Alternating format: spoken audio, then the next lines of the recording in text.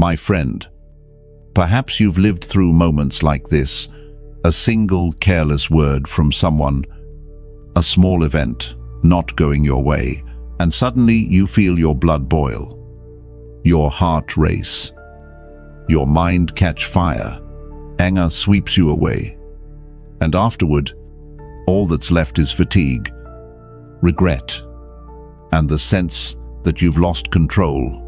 It doesn't just ruin your mood, it damages relationships, and over time, it even harms your health. But what if I told you that anger is not something you were born with? It's simply a habit that can be changed. Would you believe that hook 1 anger doesn't prove your strength? It only shows you've allowed someone else to control your mind. Hook 2. True power isn't about winning an argument, it's about staying calm in the middle of a storm. Hook 3. Every conflict is a training ground. Will you collapse in anger, or rise and become untouchable? Marcus Aurelius once wrote, "You have power over your mind, not outside events." That's the key. You cannot control what others say or do, but you can always control your response. The moment you explode in anger, you've handed your freedom to someone else. The moment you remain calm, you are the one in charge. Calmness doesn't appear out of nowhere. It's like a muscle. You have to train it daily through small reps, a deep breath, a pause before speaking, a few words written down instead of spoken in haste. These little habits prepare you for life's storms, and in every situation, you can ask yourself, is this within my control? If the answer is no, let it go. And save your energy for what truly matters. Epictetus reminded us, people are disturbed not by things, but by the views they take of them. When someone insults you, they are only exposing their ignorance. If you lash back, you lower yourself to their level. But if you keep your composure, that conflict becomes a training exercise, one that leaves you stronger than before. Anger often clings to the past or spins out into the future, but the past is gone. The future hasn't arrived, only the present is real. And only here do you have power. Forgiving the past isn't about excusing others, it's about freeing yourself. Letting go of the future isn't indifference, it's recognizing that only in this moment can you act. And sometimes, just one breath, one short pause, is enough to transform you from a slave of emotion into the master of your mind. The message of Stoicism is not to suppress emotions, but to master your response. Calmness is true strength. Emotional self-control is ultimate freedom, and when you practice this step by step, you'll realize anger no longer rules you. You live with serenity, resilience, and freedom. And if this message resonates with you, I invite you to explore all 8 Stoic principles I'll share in this video. Try them out just one small step at a time, and you'll notice a profound change in your own life. And if you know someone who might need this same peace, share it with them, because calmness, once spread, has the power to transform not just one person, but an entire relationship, even a whole community. My friend, let us begin with the first Stoic principle, reframe anger as a habit. This is the foundation for understanding that our emotional outbursts are not fixed parts of our nature, but patterns of behavior, habits formed over many years. A newborn doesn't explode in anger. It only cries when it needs care. The kind of anger we usually see yelling, slamming doors, holding grudges. These are learned from our environment, from family, from society, and from repeated reactions. In other words, anger is not your true self. It's just a reflex so often repeated that it feels natural. And if anger is a habit, what happens when we see it clearly for what it is? Habits can be changed. You can reprogram your reactions, just like you can form new habits in health, work, or study. Think of anger as a chain reaction. An event happens to you. Interpret it to you. Respond with anger. The critical point is that the event itself is only a trigger. The anger comes from your interpretation. If you change that step, you change the entire outcome. Marcus Aurelius once wrote, "If someone angers you, know that it is your judgment about them that has angered you, not what they actually did." When someone insults you, in reality, all that comes out are a few sounds from their mouth. The pain, the fire in your chest that comes from the meaning you assign to those sounds. They disrespected me, they humiliated me, they hate me. It is your interpretation that lights the fire of anger. If anger is a habit, then the person who often explodes isn't strong as they appear, they're weak. They live on autopilot, reacting without thought, like a puppet pulled by strings. A single word, a glance, a gesture, and they're instantly controlled. Think about it. If anyone can make you lose your calm with just a few words, are you really strong? The Stoics teach that the truly strong person is the one who masters themselves. The one who lets others push their buttons is still a slave to emotion, no matter how loud they shout. So how do we change this habit? Start by observing yourself. When anger rises, instead of reacting instantly, step back in your mind and ask, what am I doing here? Is this really how I want to respond? That moment of awareness is the key to breaking the old pattern. Epictetus advised, when you are angry, remember that you are the one who suffers first. Others may speak or act as they will, but it is you who drinks the poison if you give in to anger.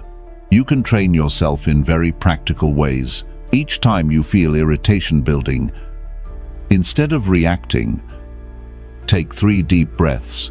Those few seconds create distance between stimulus and response, and in that space, you gain the freedom to choose differently.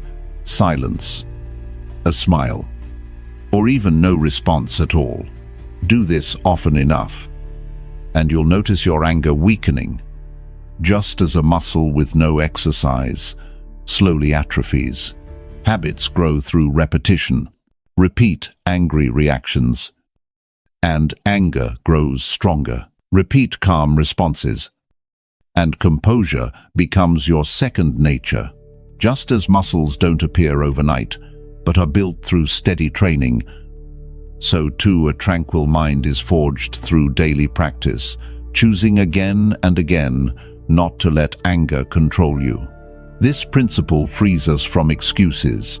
Many say, I've always been hot-tempered. I can't change. But if it was learned, it can be unlearned. You are not bound to live forever as a prisoner of anger. You can rewrite your habits, just as you can write a new chapter of your life. So think of the last time you lost your temper. Picture that moment, and ask yourself, if this is just a habit, could I choose a new one instead? When you see anger through this lens, it shrinks. It is no longer a terrifying monster. It is only an old habit, waiting to be replaced. To sum up, anger is not fate, not your nature. It's only a habit. The Stoics saw breaking this habit as the first step to inner freedom, and a free soul is one that cannot be easily provoked, one that is no longer ruled by others. When you master this, you enter a new life where true strength lies not in controlling others, but in mastering yourself. My friend, let us move on to the second Stoic principle: control yourself, not others. Think about it. How many times in life have you grown angry simply because someone didn't act the way you wanted? A careless co-worker, a family member who wouldn't listen, even a stranger being rude on the road. We often believe that if others would just change, we'd finally be at peace. But the truth is, you can never control the world outside you. Other people have their own thoughts, their own freedom, and their own nature. If your happiness depends on them always doing what you want, you will live in constant disappointment. Marcus Aurelius once wrote, "You have power over your mind, not outside events. Realize this, and you will find strength." This is a reminder that true power is not in commanding others, but in mastering your own reactions. A general may command thousands of soldiers, but if he cannot control his temper, he is still a slave to his emotions. Meanwhile, an ordinary person who stays calm in the middle of chaos, this is strength worthy of respect. Picture this: you're driving, and someone cuts you off. You can scream, honk, curse, but does it change what they did? No. All it does is drain your energy. If instead you shrug and keep driving, you've protected your peace. They remain the same, but you are different. That is the power of focusing on what you can control.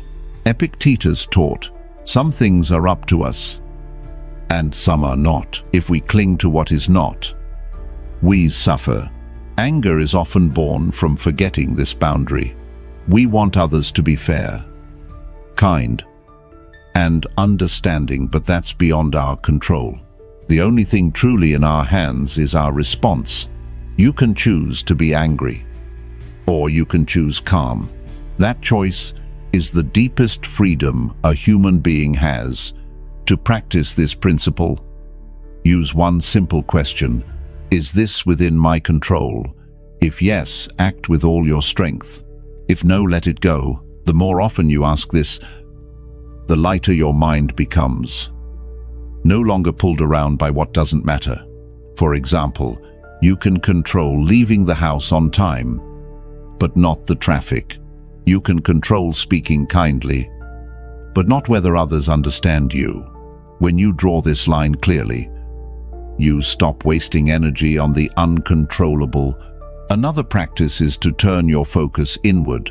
Instead of thinking, "They're wrong," ask, "Am I responding well? How can I handle this with more calm?" That moment of self-reflection lifts you out of the cycle of blame and puts you back in control of yourself. You see this clearly in families. Many couples argue not because of great issues, but because they keep trying to change each other. The husband wants the wife to be this way. The wife wants the husband to be that way. Both grow angry, resentful, and distant. But if even one person realizes they cannot control the other, and instead focuses on their own response, peace begins to return. Slowly, the atmosphere changes. The truth is, you cannot control the wind, but you can adjust your sails. The Stoics understood that life will always bring headwinds, and being angry about them changes nothing. But if you learn to steer your sail, that is, adjust yourself, you can still reach your destination, and often grow stronger because of the challenge. In the end, the principle of control yourself, not others, is the key to escaping the cycle of anger.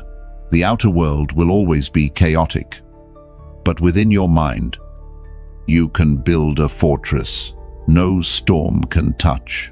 And when you master yourself, you don't just find peace, you also inspire everyone around you. Let us now move on to the third principle: build calm like a muscle. Picture this. Someone who wants to be strong cannot simply wish for muscles and suddenly have them. They must train every day, repeating small movements until the body transforms. Calm works the same way. It does not appear in the middle of a crisis if you haven't practiced in the smaller moments of daily life. The person who never trains composure will collapse under pressure, but the one who prepares will stand firm in the storm. Marcus Aurelius wrote, "You cannot control the world as it shakes, but you can choose to stand firm like an anchor." That steadiness does not come from luck, but from training. When someone criticizes you, instead of reacting immediately, pause for a moment. When work goes wrong, instead of snapping, take a deep breath. These small acts are the reps that build your inner strength. Each time you hold back, you are lifting weights for the soul. Epictetus once told his students, "No one becomes wise overnight. Like a farmer planting seeds, you must tend them daily before the harvest comes." Don't expect one book or one lecture to make you calm forever. What matters is consistent practice journaling to see your thoughts clearly, reminding yourself each morning of what is in your control, and training yourself to pause before reacting. Think of a professional athlete. On game day, they don't suddenly become strong. They perform at the level they've trained for. If they've been lazy in practice, they fail in the match. In the same way, you cannot expect to stay calm in a heated argument if you've always given in to anger in small matters. But if you practice calmness daily in traffic jams, in long lines, in small frustrations, then when life's storms arrive, you will already have the foundation to stand your ground. One powerful method is watching your breath. The breath is the bridge between body and mind. When you're tense, it becomes rapid. When you're at peace, it flows gently. Just a few minutes each day, sitting still and noticing each inhale and exhale, trains your ability to pause and return to the present. That pause is where your muscle of calm grows stronger. Another method is writing down your emotions. When you feel anger rising, don't react right. Ask yourself, what am I feeling? Why is this within my control? Putting it on paper helps you see the emotion from the outside, instead of being swept away by it.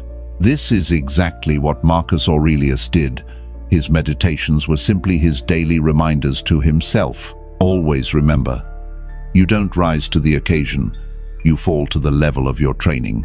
When true crises come, loss, betrayal, failure, you won't magically summon calm. You will only fall back on your habits. If your habit is anger, you'll explode. But if your habit is calmness, you'll find steadiness even in the storm. So treat each day like a gym. Every minor irritation is a rep to train your composure.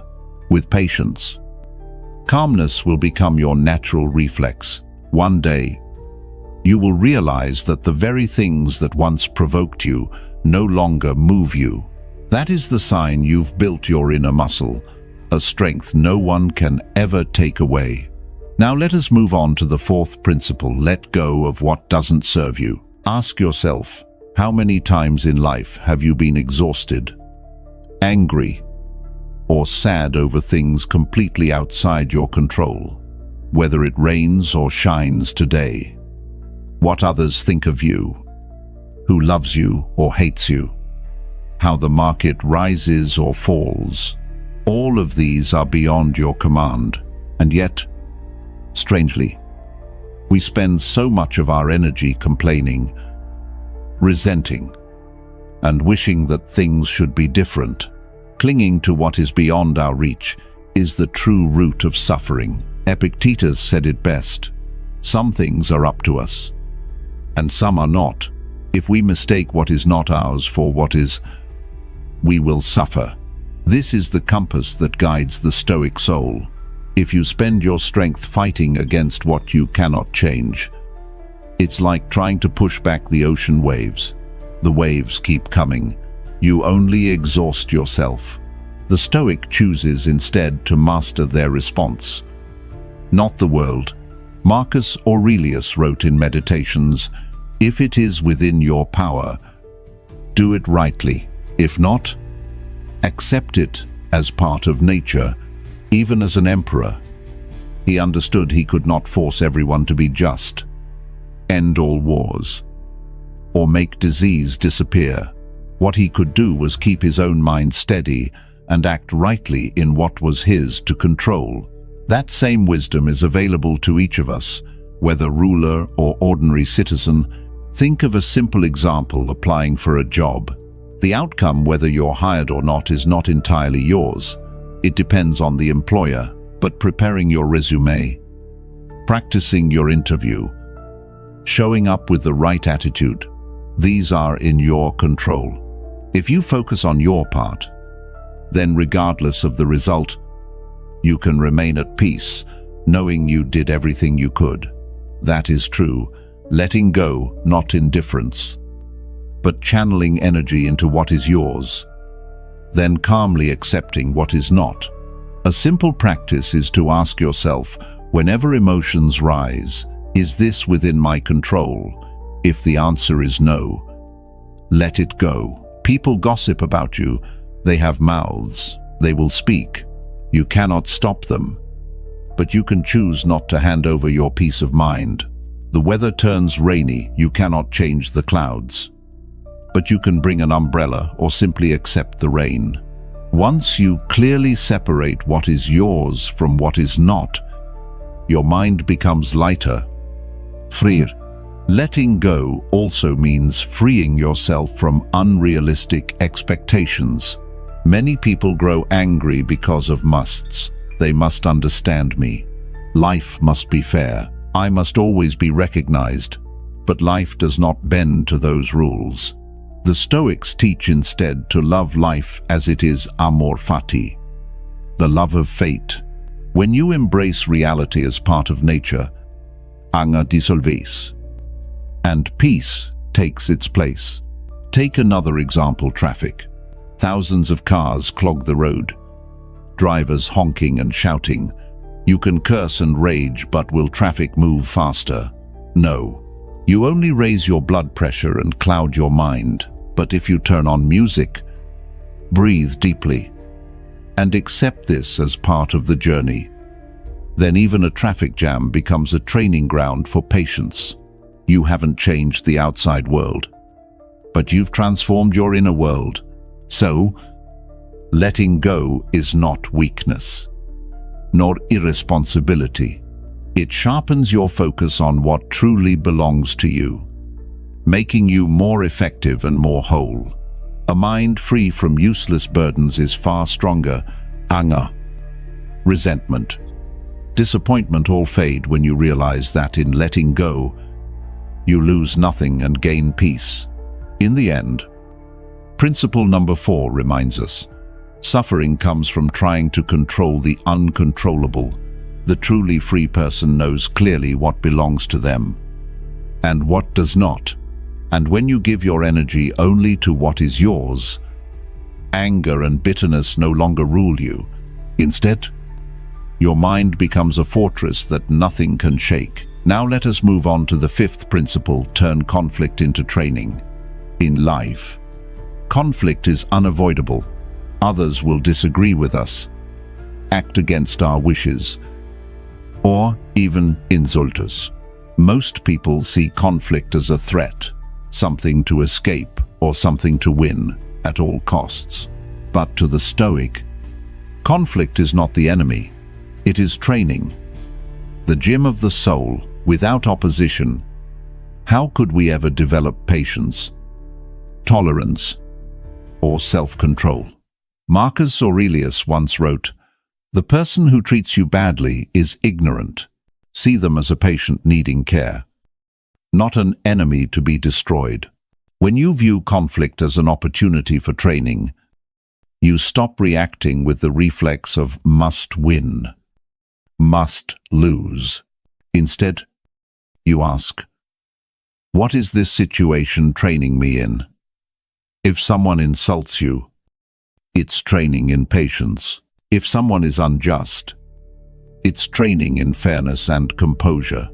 If someone is angry, it's training in learning not to let their fire ignite your own. Epictetus taught, No one can harm you without your consent.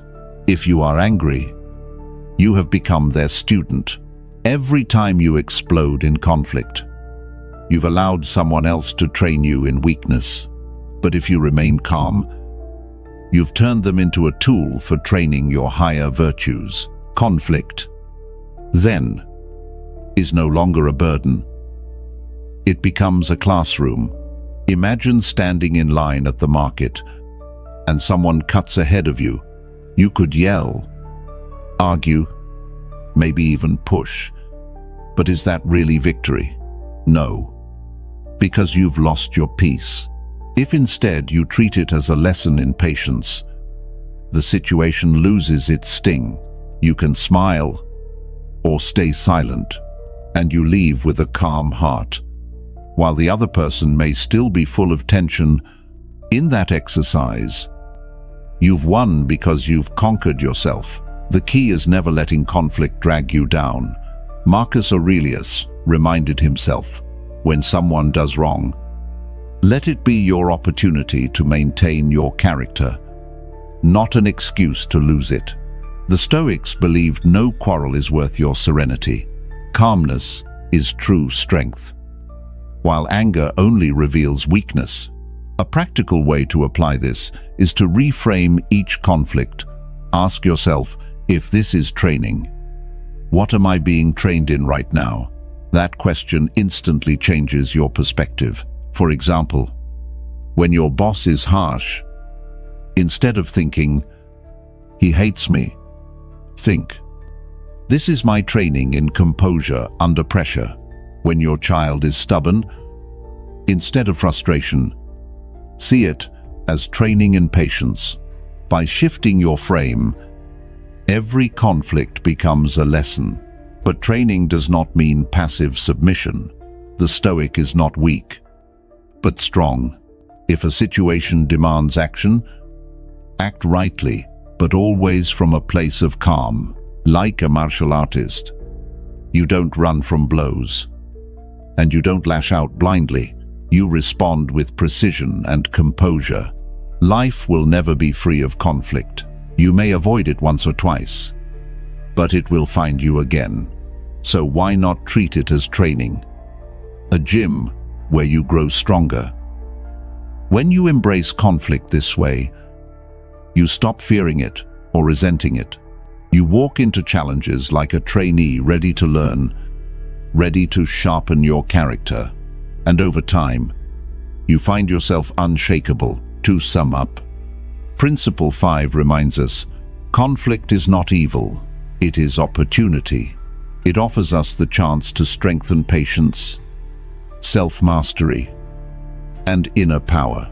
The one who turns conflict into training never truly loses, for in every situation, regardless of outcome, they emerge wiser and stronger. Now, let us move on to the 6th principle, stay present. Observe yourself. How many times have you grown angry, not because of what is happening now, but because of memories of the past or worries about the future? A neighbor may have said something rude months ago, yet you still carry resentment. Or you might be about to enter a meeting, and simply imagining being criticized makes you tense and upset. In truth, the present moment is often lighter than we think. It is our minds that pile on the weight. The Stoics understood anger is often the product of imagination, not reality. Marcus Aurelius reminded himself, confine yourself to the present. The past is gone. The future is not yet here. Only the present is where life truly happens. When you return to this moment, much of your distress vanishes. The past cannot be changed. Holding anger about it is like locking yourself in a prison of your own making. The future has not yet arrived. Worrying about it only drains you. The present moment is the only place where you can breathe, act, and choose. And if you choose peace now, peace will be yours. Epictetus also taught, when you are anxious, remember that it is not the event itself that troubles you, but your thoughts about the future. For example, you may worry that tomorrow your boss will scold you, yet right now, you are sitting safely, and no one is scolding you. The discomfort you feel comes from your mind leaping ahead. If you pull yourself back into the present, you see you are fine. From that calmness, you can prepare for tomorrow with far greater clarity. One way to practice living in the present is through mindfulness, focusing fully on what is happening right now. When you eat, just eat, taste each bite.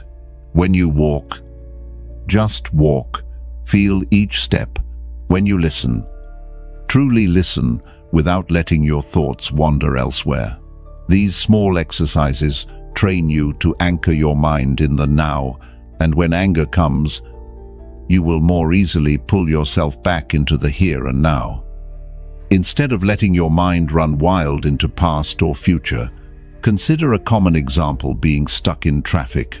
If your mind runs to the past, if only I'd left earlier, or to the future, I'll be late, my boss will be furious, everything will fall apart, you'll feel restless and angry. But if you bring yourself back to the present, right now, I'm sitting here, I can still breathe, I still have time to think, you'll see the situation is not unbearable. You can put on music, reflect, or simply breathe. What could have been a stressful moment becomes a chance to practice peace. The key is to remember, the present is the true battlefield. Each time you return to it, you break free from the chains of anger. You realize that events themselves carry no pain. It is our clinging to the past or imagining the future that creates it. The Stoic lives in the present, not out of indifference, but out of wisdom, because only here, in this moment, do we have the power to govern ourselves. To sum up, Principle 6 teaches us this. Anger is born mostly from illusion, not from reality. The past cannot be changed. The future is not yet here. Only the present is where your strength lies. Train yourself to stay here, and you will find yourself less shaken, more serene, and truly free. That is a strength no one can take away. Now, let us move on to the 7th principle: drop resentment. Resentment is a kind of invisible chain. The person who hurt you may have long forgotten what they did, yet you still carry it in your heart like a heavy stone. Each time you recall it, anger rises again. You drink poison while hoping the other person suffers, but in truth, it is you who weakens. The Stoics understood forgiveness is not to set the other person free, it is to set yourself free. Marcus Aurelius reminded himself, those who do wrong do so out of ignorance. If you keep holding on to resentment, you are no better than they are. When we cling to anger, we hand the past control over our present. It is like allowing a wound to keep bleeding because we refuse to bandage it. The Stoic chooses a different view. Other people's mistakes are born of ignorance, and forgiveness is a sign of strength. Epictetus also taught, if someone insults you, remember, it is only sound. It is your interpretation that makes it hurt.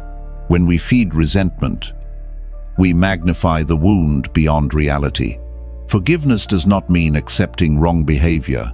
It means refusing to let it continue to harm you. You can still stand for justice, still know right from wrong, but without chaining your mind to hatred. Think of a simple example. Perhaps a coworker once undermined you or gossiped behind your back. If you cling to that anger, every time you see them, you ignite all over again. But if you let it go, you find your mind is lighter. That person may remain the same, but they no longer control your emotions. By forgiving, you reclaim your freedom. Resentment is like carrying a heavy backpack. The farther you walk, the heavier it feels. Putting it down doesn't mean forgetting it, simply means not dragging it with you anymore. The Stoic focuses on the present moment and on doing what is right. The past is gone, let it stay there. The present is where your strength is needed. To sum up, Principle 7 teaches us this. Forgiveness is a gift you give yourself. When you release resentment, you regain inner freedom, peace, and the ability to live fully in the now. The one who clings to hatred is a prisoner of the past. The one who lets go is truly strong. Now we come to the final principle. Pause before you react. Remember this, the brief pause between an event and your response is the true battlefield of the soul. Most of the time, we act on impulse when provoked. We lash out when insulted. We retaliate. When criticized, we instantly defend ourselves. Yet these snap reactions rarely lead to anything good. The Stoic trains to create a small pause, even just a second or two before speaking or acting. In that pause, reason has a chance to rise and lead. Marcus Aurelius reminded himself, "Let your mind have time to consider before your tongue begins to move." One careless word can damage a friendship of years. One rash action can bring a lifetime of regret, but with just a deep breath, a short pause, you can prevent mistakes and preserve your calm. That pause is the line between being a slave of emotion and being the master of yourself. Epictetus taught, when angry, remind yourself, I am being tested. If I pause, I win. If I explode, I lose. Treat every rush of emotion as an exam. Others may provoke you, but they cannot force your reaction. Only you decide whether to stay silent, to smile, or to respond gently. That is true power. Consider a modern example. Someone criticizes you on social media. Your first impulse is to strike back with a sharp reply. But if you pause, close the screen, take a walk, you'll feel the anger fade. When you return, you might respond calmly, or decide not to respond at all. Either way, you've protected your peace instead of being dragged into a pointless fight. Think of this principle as the brakes on a car. Without brakes, it's easy to fly off a cliff. The pause is the brake of the soul. Stopping you before anger drives you into ruin. Those who master the pause become untouchable. No one can provoke them easily. They are like a still lake. Throw a stone, and the ripples pass. But the surface quickly returns to calm.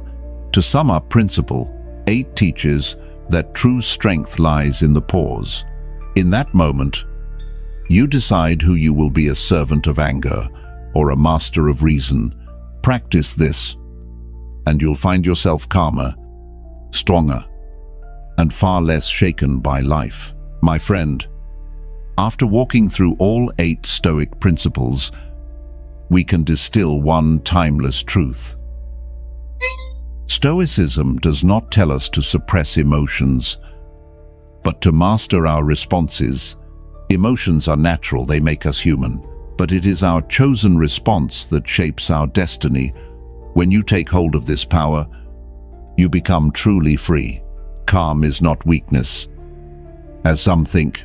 On the contrary, it is real strength. Shouting and slamming the table show only a loss of control, but holding steady in the storm, that is true courage. Each time you pause, breathe, and choose wisely, you are building an inner strength that nothing can shake. Emotional self-mastery is freedom. The one who cannot control anger is controlled by others, triggered by a single word, a single gesture. But the one who rules themselves, no one can touch their mind. They live strong, serene, no longer slaves to circumstance. That is the image of a fortress soul, unshakable, immovable. So begin with the smallest steps. treat each irritation as training, each conflict as practice. Gradually, you will feel anger lose its grip and peace take its place. This is the path to becoming master of yourself. If this message resonates with you, I invite you to leave a comment. What most often triggers your anger, and which principle will you try first to master your response? Share your thoughts, because your experience may help someone else who is searching for peace, just like you.